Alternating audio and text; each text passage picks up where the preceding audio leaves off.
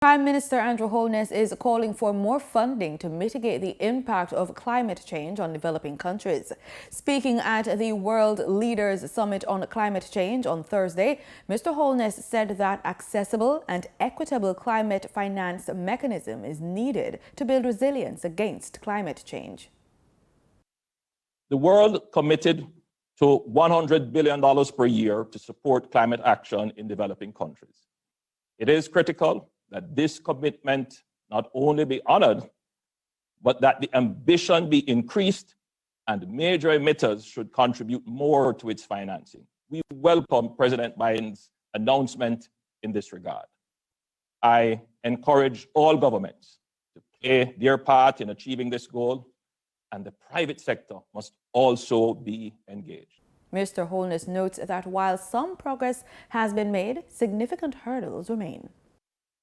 We need to take specific actions to include: one, the establishment of a global disaster fund to help SIDS recover and manage disaster risk. Two, the development of innovative risk-informed financing for disasters and climate events. Three, the inclusion of vulnerability measures as the prime consideration in determining access for financing rather than only income criteria. And four, the scaling up of debt for climate adaptation swaps to simultaneously address climate crises and the systemic debt issues affecting already burdened developing countries. Jamaica has great sprinters, and we know that a great start does not guarantee a win.